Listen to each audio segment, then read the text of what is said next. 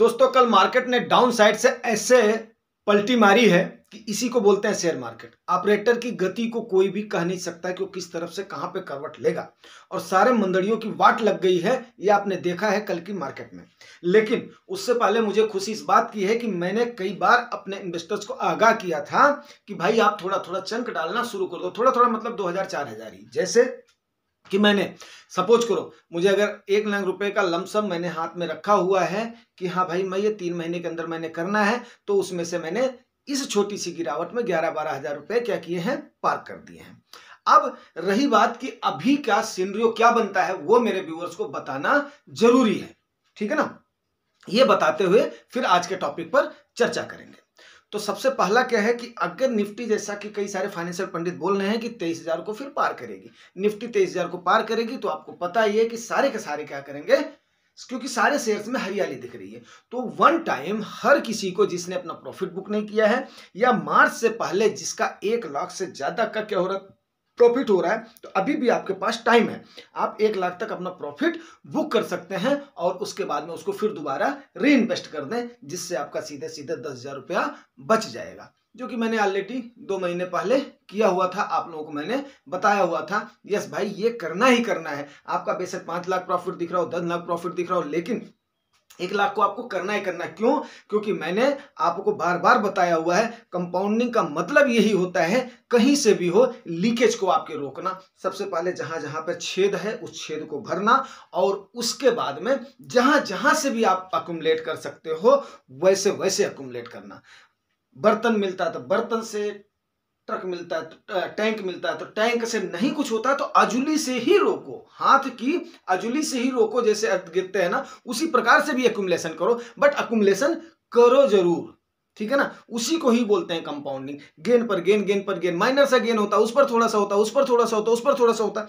तो ये आपके लिए बहुत ही जरूरी सब्जेक्ट है। आइए दोस्तों, फिर हो गया आज के मार्केट का हाल। अब देखते हैं, आज तो कोई ट्रेडिंग है नहीं, मंडे को देखी जाएगी, फिर उसके बाद में अगला देखते हैं। कल संडे है, कल कई सारी क्यूरीज और कल कई सारा डिस्कशन होगा, लेकिन आज एक बहुत ही अहम टॉपिक है जिसको आप लोग मिस नहीं करेंगे, regulation of mutual fund in India.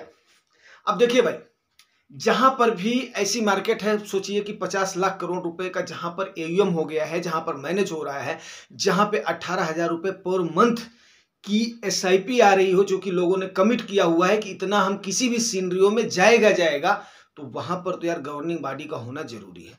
तो हमारे यहां पर मार्केट को रेगुलेट करने के लिए या म्यूचुअल फंड को रेगुलेट करने के लिए, अल्टीमेटली चाहे मार्केट हो, चाहे शेयर हो, चाहे और भी चीजें हो, जो कॉर्पोरेट जगत हो, तो उनको रेगुलेट करने के लिए एक बॉडी है जिसको बोलते हैं SEBI, security exchange board of India. ये security exchange board of India आपकी आई है, फॉर्म हुई है 12 अप्रैल 1998 को, बट इसको वो पावर्स नहीं थी कब तक, 1992 तक। 1992 में हर्षद मेहता के कांड के बाद में जहां पर 60% तक आपकी मार्केट गिर गई थी, वो एक बहुत बड़ा अभिशाप था हमारी इंडिया के लिए, वो ट्रेजेडी।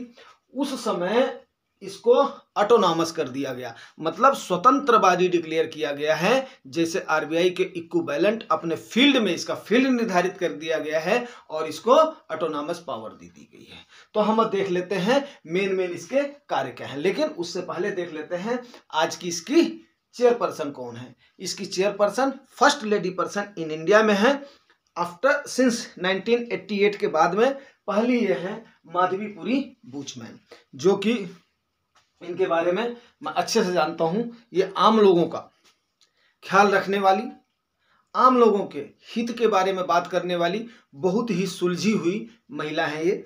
और इन्होंने, इनकी मैं एक अभी रिसेंट की जो इन्होंने बोर्ड, सिक्योरिटी बोर्ड के उसमें मीटिंग में इन्होंने मांग रखी थी कि भाई देखो मेरे को मिनिमम से मिनिमम इसको 200 से 300 रुपए पर आप लाइए कि सारे जो है ना उतना लागू करें कि हमारा कॉमन से कॉमन मैन मार्केट में इन्वेस्ट कर सके। दोस्तों बहुत बड़ी बात है ये आज के टाइम पर, जहां पे लोग आम आदमी को देखना भी पसंद नहीं करते हैं।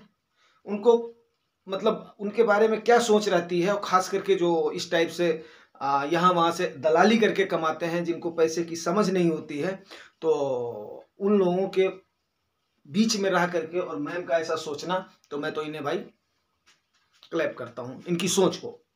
अच्छा, अगला उसके बाद में देखते हैं कि सेबी के कार्य क्या क्या है, क्योंकि आपका जानना बहुत जरूरी है। आप पैसा अपना जहां पर जान रहे हो उसको कोई रेगुलेट करने वाला तो है, कोई बॉडी है, आपका पैसा सुरक्षित है कि नहीं है, मार्केट से लोग लगते क्यों हैं, आखिर में डरते हैं ना, तभी तो इन्वेस्ट नहीं करते हैं। तो क्या उनका कोई माई बाप है कि नहीं है? सीधी सी बात है यार, हमने पैसा अपना जो है किसी के हाथ में दे दिया, अनजान आदमी के हाथ में दे दिया है, क्या उसको कोई हमारे पैसे को रेगुलेट कर रहा है कि नहीं कर रहा है, कोई उसकी देख रेख नहीं कर रहा है कि नहीं कर रहा है? तो भैया ये देख रेख कर रही है आपकी सेबी, जिसकी आज की डेट में चेयरपर्सन है माधवी पुरी बुचमैन, ठीक है। उसके बाद में इनके सेबी के मुख्य कार्य क्या क्या है? कार्य है इसका पहला सुरक्षात्मक कार्य। सुरक्षात्मक कार्य में क्या आ गया? कीमत। आपकी किसी भी चीज की जो भी प्राइस निर्धारण होती है उस पर निगाह, पैनी निगाह रखती है कौन? सेबी और उनके कर्मचारी और अधिकारी। इनसाइडर ट्रेडिंग, इनसाइडर ट्रेडिंग जैसे आपने देखा होगा, अभी एक्सिस का फ्रंट रनिंग केस हुआ था, 2 गद्दारों को सेबी ने क्या किया, फंड मैनेजर थे लेकिन उनको फंड मैनेजर नहीं बोलूंगा, गद्दार थे वो, सब फंड मैनेजर थे, 47 सिक्योर फंड मैनेजर है, उनके ऊपर कोई दाग नहीं है। तो उन गद्दारों को सेबी ने तुरंत सबक सिखाया है, इसीलिए एक्सिस के कई सारे फंड डाउन रहे, लेकिन मेरा भी एक उसमें फंड है एक्सिस में, बट मैंने उसको छेड़ा नहीं कि चलो ठीक है, 2 गद्दारों की वजह से पूरा म्यूचुअल फंड एएमसी नहीं खराब हो सकती है। निष्पक्ष प्रथा, देखिए निष्पक्ष प्रथा कहीं पर भी बहुत जरूरी है दोस्त, ठीक है ना। निष्पक्ष निर्णय लेना, चाहे आम आदमी हो चाहे खास आदमी हो, उसके हित के बारे में सोचना, ये भी काम है किसका? सेबी का। अब बोलते हैं विनियामक समारोह। विनियामक समारोह में आपका क्या क्या होता है? फीस की वसूली, ये निर्धारण करती है सेबी कि भाई किस कैटेगरी का कौन सा फीस होगा, कितना फीस लोगे, नहीं तो एक्सचेंज तो अपनी मनमानी ही करते जाएंगे। सेबी ने ही क्या किया, डायरेक्ट का प्रावधान लाया, नहीं तो पहले क्या था, 2013 से पहले सारे फंड कौन से थे? रेगुलर थे, एलआईसी के जैसे सबने अपने अपने एजेंट रखे हुए थे, चाहे तुम जाओ, नहीं भैया डायरेक्ट नहीं करेंगे, अपना एजेंट लेकर के आओ तब उसके बाद में करेंगे। सेबी ने बोला नहीं, तो अगर सेबी नहीं होती तो आज आप डायरेक्ट इन्वेस्ट नहीं कर रहे होते। ये सारी चीजें आपको बताना बहुत जरूरी है मेरे भाई, ताकि आपको नॉलेज रहेगा तभी आपका दिल खुलेगा। एक आम आदमी का दिल खोलना ही जुगानी टास्क का उद्देश्य है। आपके पैसे का कोई ख्याल रखने वाला है, अगर यहाँ पर जुगानी भैया आपको बता रहे हैं, अवेयर कर रहे हैं, तो वहां पर आपकी सेबी जरूर है, सेबी के ऊपर आप भरोसा करें, ऐसा नहीं है। उसके बाद में फीस की वसूली हो गया। फाइनेंस एंड कंपनी में गाइडलाइंस, देखो भाई अर्थ का मुद्दा है, पैसा आपका जा रहा है, काम कंपनी कर रही है, मैनेजमेंट कंपनी का है, दोनों के बीच में कौन सामंजस्य स्थापित करेगा? आपने तो अपना पैसा दे दिया है, अब आपका फंड मैनेजर क्या कर रहा है, किससे मिला हुआ क्या कर रहा है, किस कंपनी को दे रहा है, कहां पर दे रहा है, उसके बीच में कोऑर्डिनेशन करना, ये भी काम किसका है? सेबी का काम है। और सेबी आपको क्या क्या करती है? ऑडिट ऑफ द एक्सचेंज ये सबसे बड़ा काम है भाई साहब। आपके एक एक ट्रांजैक्शन का ऑडिट होता है, और मैं कई सारे एग्जांपल बता दूंगा उस ऑडिट रिपोर्ट में, जहां जहां पे फॉल्ट पाया गया है, बिना दंड के कोई बचता नहीं है, सेबी का वो चाबुक चलता है, ठीक है ना। ऑटोनोमस बॉडी है भाई, आरबीआई के जैसे, इस पर आप भरोसा कर सकते हैं, रेगुलेटरी बॉडी है ये आपकी, ठीक है ना। तो आपका पैसा इसीलिए सुरक्षित है इस सेबी की वजह से। अगर मैं इसको नहीं आपको अगर बताता तो आपकी इन्वेस्टमेंट की जर्नी अधूरी रह जाती। और दोस्तों मुझे जरूर ये बताना कि आपको जानकारी कैसी लगी है, क्योंकि कई सारी चीज़ों को क्या होता है ना यार, मेहनत करनी पड़ती है भाई, मेहनत करनी पड़ती है, और उसको एक रूपरेखा तैयार करना पड़ता है ताकि हमारे व्यूअर्स के वो चीज़ समझ में आए।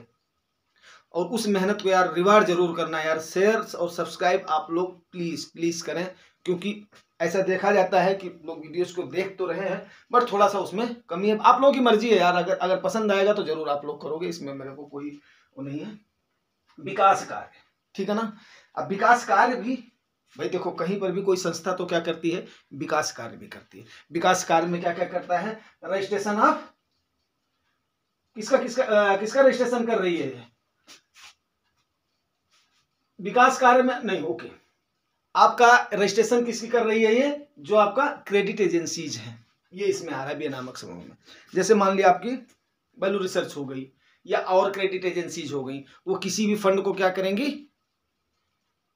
किसी को 5 स्टार देंगी, किसी को 7 दे देंगी, किसी को 3 दे देंगी, किसी को 4 दे देंगी, तो उसका भी रजिस्ट्रेशन कौन कर रहा है? आपकी सेबी कर रही है, ताकि वो पंजीकृत है तो सही तरीके से काम करेगी। कोई फ्रॉड आदमी नहीं है, चीटर आदमी नहीं है, उसको वो प्रॉपर तरीके से रिसर्च कर रहा है कि नहीं कर रहा है, क्या क्या पैमाने उस पर कर रहा है, तब जाकर के किसी फंड वगैरह को रेटिंग मिल रही है या किसी कंपनी को रेटिंग मिल रही है। तो जैसे आपने देखा होगा ना कई जगह पर ISO सर्टिफाइड फलाना ढमकाना, ये इतना स्टार रेटिंग फंड है, ये इतना ये है, तो ये सारी चीजें ISO तो उसका हो गया, अब जो है अपना गवर्नमेंट का हो गया, वो एक पैमाना हो गया, बट इसको भी क्या करती है? रजिस्ट्रेशन करती है आपकी सेबी करती है। विकास कार्य क्या क्या कर रही है सेबी? इन्वेस्टर्स का संरक्षण, सबसे पहले आम इन्वेस्टर्स का संरक्षण कर रही है सेबी, ठीक है।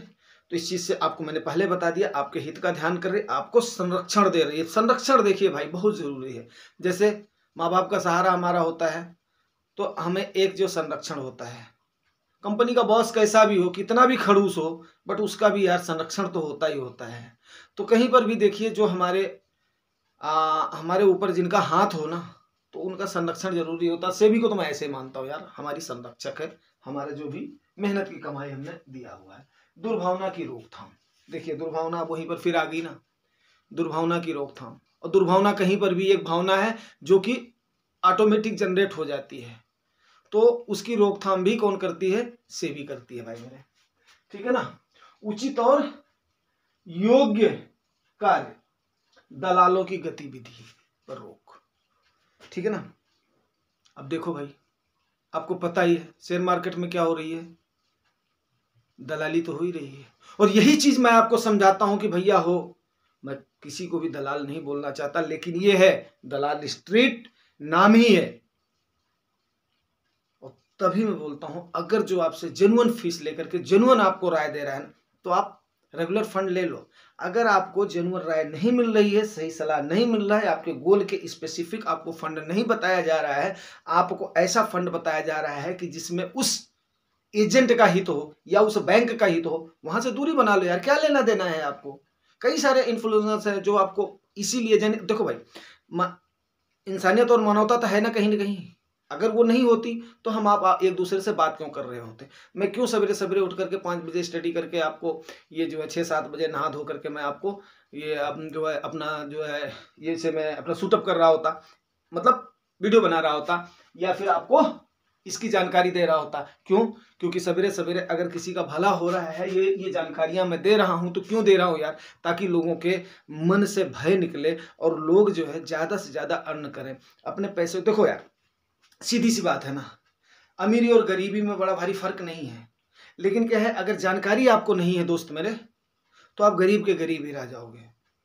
कमाता वो आपसे कम है, कमाता वो आपसे कम है, बट वो जीता आपसे बेटर है। क्यों? क्योंकि आपको जानकारी नहीं है, आपके पास जुगानी टॉक जैसा मंच नहीं था जो कि आपको फेयर जानकारी दे सके, जो आपको ये बता सके, यस आप सुरक्षित हैं, यस आपके ऊपर किसी का हाथ है, यस आप ऐसा करें, यस आप ऐसा ना करें।